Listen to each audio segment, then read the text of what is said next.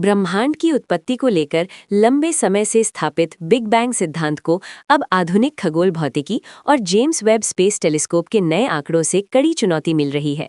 वैज्ञानिक समुदाय में बिग बाउंस नामक एक क्रांतिकारी विचार अपनी जगह बना रहा है, जो मानता है कि हमारा ब्रह्मांड पहली बार नहीं बना है, बल्कि ये जन्म और मृत्यु के अनंत चक्र का एक हिस्सा है।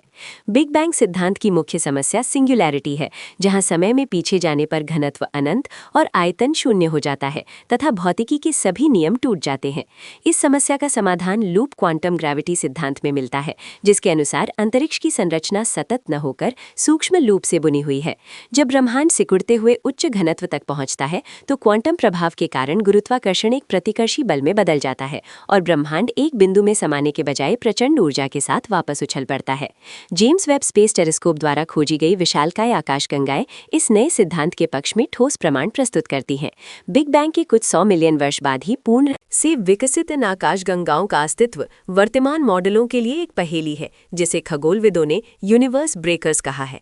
यदि बिग बाउंस का सिद्धांत सही है तो ये संरचनाएं पिछले ब्रह्मांड के अवशेषों से तेजी से विकसित हो सकती हैं।